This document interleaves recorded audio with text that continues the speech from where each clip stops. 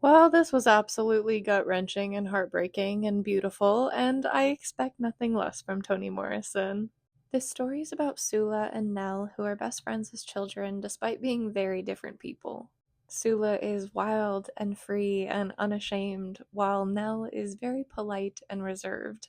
It takes place from the 1920s to the 1940s and explores the changes that happen to these girls individually and within their relationship over time. After being separated for nearly 10 years, Sula comes home and ends up betraying her best friend to the point where their relationship may never fully recover. As devastating as this story was, I really did love it.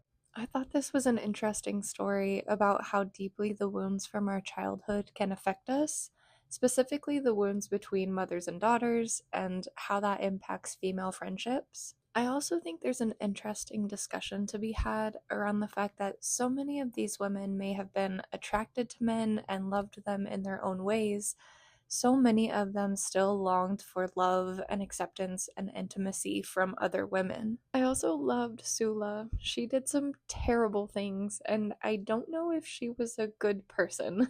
But she also represented so many things this small town was afraid of.